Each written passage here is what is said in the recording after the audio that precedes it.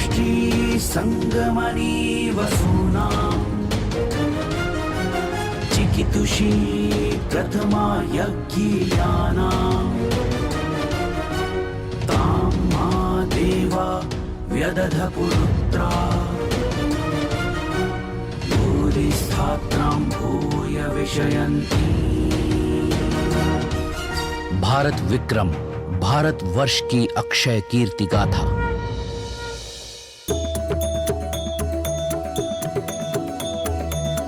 महाराज की जय। महाराज की जय।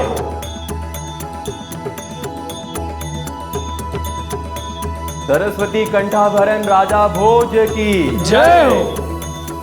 राजमार्तंड राजा भोज की जय हो।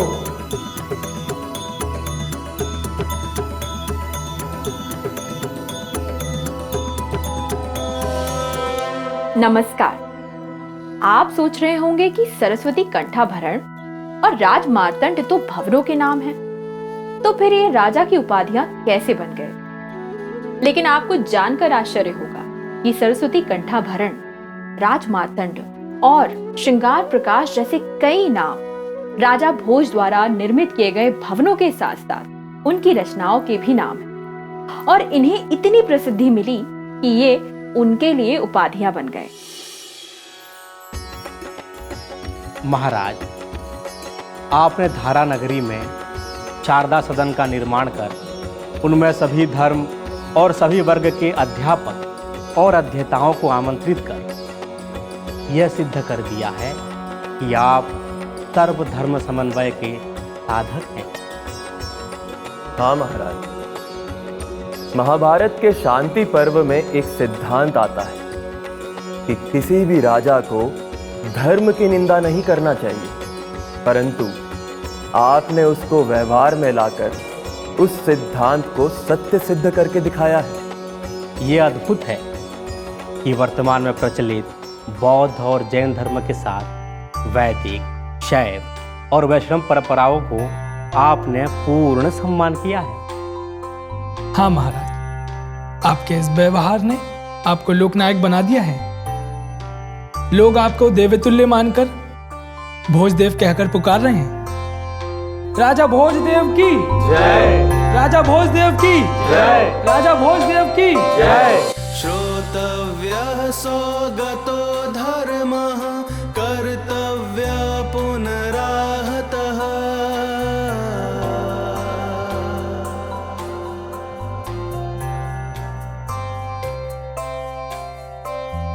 वैदिको व्यवहर्तव्यो ध्यातव्यः परमः शिवः।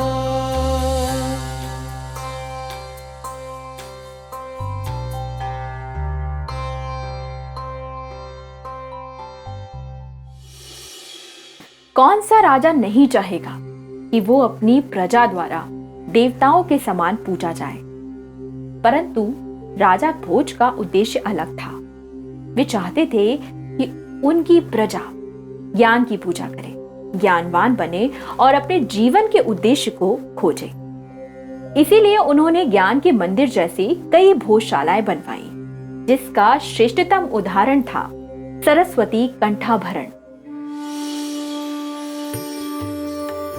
सरस्वती कंठाभरण या भोजशाला के नाम से प्रसिद्ध शारदा सदन या सरस्वती मंदिर धारा नगरी अर्थात धार में स्थित है। इस शारदा सदन में बड़ा खुला प्रांगण है। सामने एक मुख्य मंडल और स्तंभों की श्रृंखला है। पीछे की ओर पश्चिम में एक विशाल प्रार्थना गृह है। कहा जाता है कि मूल रूप से ये भोजशाला मुंज तालाब से ज्ञानपुरा तक फैली हुई थी, जिसमें कई आचार्य निवास करते थे। लेकिन आज ये गर्भगृह तक सीमित हो गई है, जिसका माप 200 फीट गुणा 117 फीट है।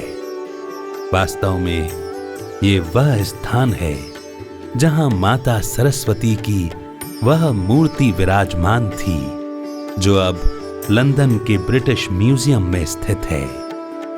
आज भोजशाला का स्वरूप परिवर्तित है, परंतु ऐसे कई प्रमाण हैं जो यह सिद्ध करते हैं कि भोजदेव के काल में यह एक शैक्षणिक केंद्र था।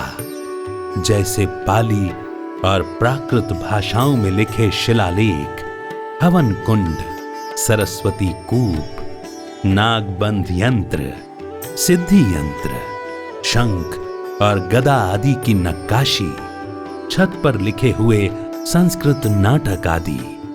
साथ ही भोजशाला में बहुत कुछ ऐसा भी दिखाई देता है जो भोजदेव के समय का प्रतीत नहीं होता। जी हाँ, वर्तमान में सरस्वती कंठाभरण का रूप परिवर्तित सा प्रतीत होता है, लेकिन यह भी साफ दिखाई देता है कि ये परिवर्तन बाद में हुए हैं, क्योंकि एक ओर तो राजा भोज ने धारा नगरी में सभी धर्मों और सभी वर्गों के लिए शैक्षणिक स्थल बनाने का प्रयास किया, वहीं दूसरी ओर धर्म के नाम पर उन्हीं की धारा नगरी को आज विवादों में धकेला जा रहा है। क्या उन्हें तब इस बात का अनुमान रहा होगा? शायद नहीं, तभी तो वो ऐसे निर्माण निरंतर करते रहे। आपकी इच्छा पूर्ण हुई महाराज। आज शारदा सदन धारा नगरी के 84 चौराहों, महलों, मंदिरों और रंगशालाओं के साथ शोभा बढ़ा रहा है। ये सुखद है, परंतु संतोषप्रद नहीं है। महाराज की जय हो। आइए मंत्री जी।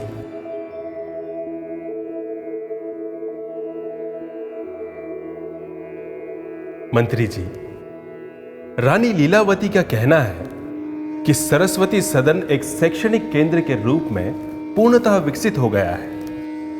अतः हमने निर्णय लिया है कि धारा नगरी के सरस्वती कंठाभरण की भांति हमारे कुल की पूर्व राजधानी उज्जैनी और हमारी प्रिय मांडवगढ़ में भी ऐसे केंद्र हो और इनकी संख्या निरंतर बढ़ती ही जाए।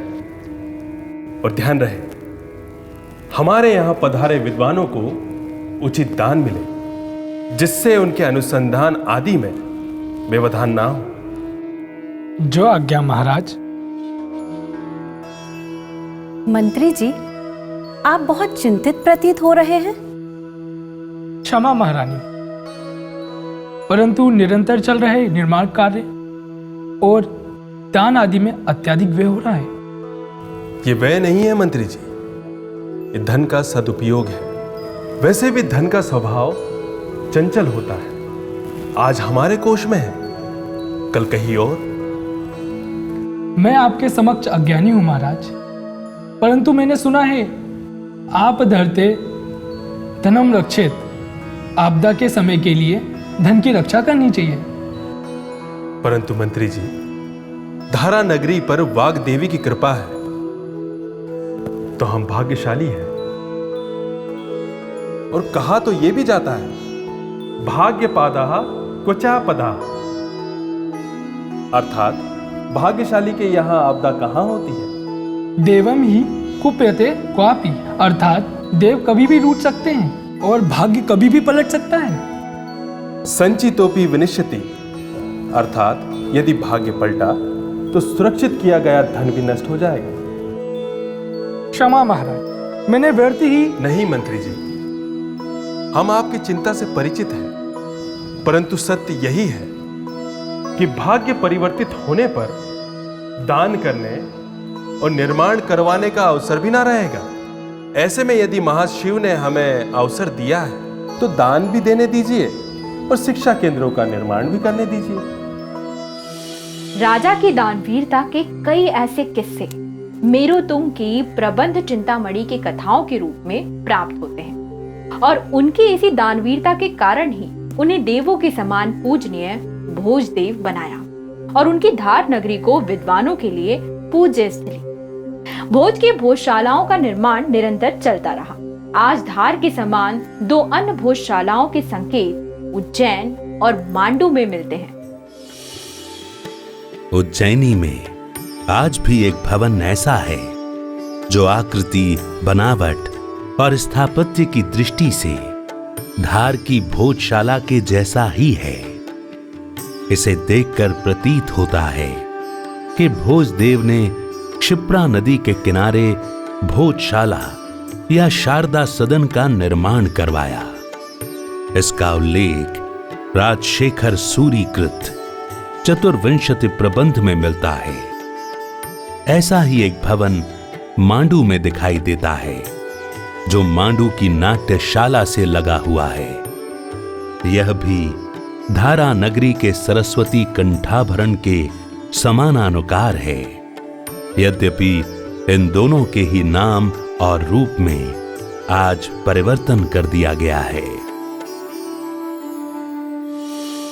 बात सिर्फ इतनी नहीं है कि राजा भोज की भोजशालाओं पर आक्रमण करके उन्हें नष्ट करने के बाद उनके स्थान पर दूसरे भवनों का निर्माण कर दिया गया, बल्कि सोचने वाली बात यह है कि इन सब में राजा भोज के ज्ञान, विज्ञान और अनुसंधान को भी नष्ट कर दिया गया, जो कि अमूल्य थी। और इसकी छोटी सी झलक भोजताल या भोपाल की झील के रूप में आज भी दिखाई देती है, जो कि भोजपुर झील का एक छोटा सा भाग है और इसका निर्माण राजा भोज ने कराया। क्यों? आइए किंवदंती की दृष्टि से देखते हैं। महारानी, महाराज के असाध्य रोग का उपचार प्राप्त हो गया है। क्या? शीघ्र कहिए। आप शांत क्यों हैं? उपाय है तो कहिए।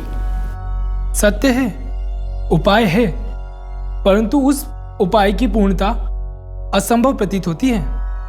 मंत्री जी, आप संभवतः भूल रहे हैं। महाराज ने स्वयं चारुचर्या जैसा स्वास्थ्य संबंधी ग्रंथ लिखा है। उन्हें उपाय का भान भर हो जाए, वे अवश्य ही से संभव कर लेंगे।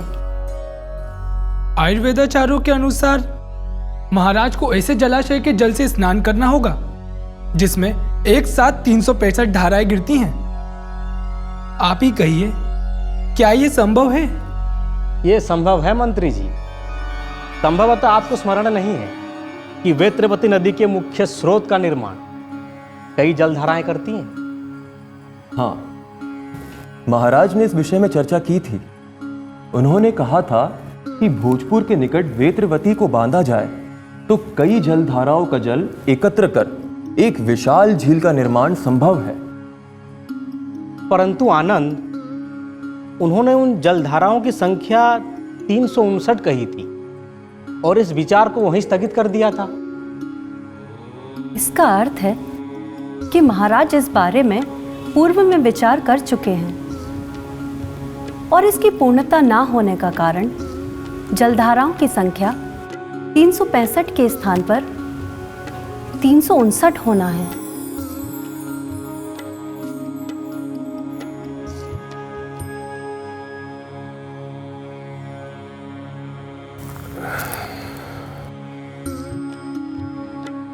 हाँ महारानी, परंतु गोंड सरदार कालिया ने एक अद्भुत सुझाव दिया है। यदि हम कोलांस नाम की जलधारा को बांधेंगे और उसके जल को झील में गिराएंगे तो समस्त जलधाराओं की पूर्ति हो जाएगी।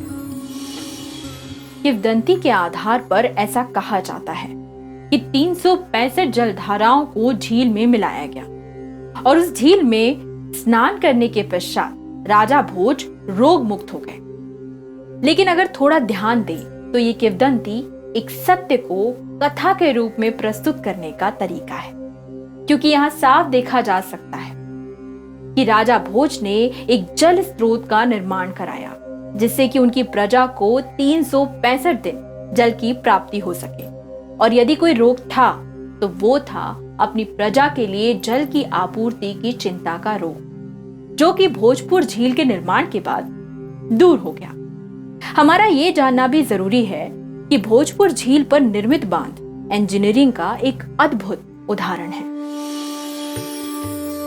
11वीं सदी में महान भोजपुर झील भोजपुर में बेतवा पर बांधकर बनाई गई थी, परंतु इसके निर्माण के लगभग 400 साल बाद 1434 ईस्वी में मालवा के सुल्तान होशंग शाह ने इसे सुखा दिया।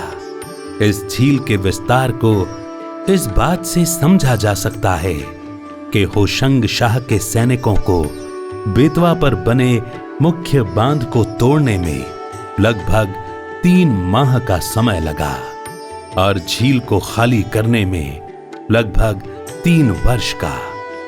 इसकी इंजीनियरिंग के विषय में डॉक्टर A.K. विश्वकर्मा ने शोध किया है, जिसके अनुसार सभी बांधों का मुख्य भाग पत्थरों से बनाया गया था और इसे काली कपास मिट्टी के पोखर से ढका गया था, जिस पर बड़े आकार के पत्थर और मिट्टी के साथ मिश्रित मुरम बिछा हुआ था।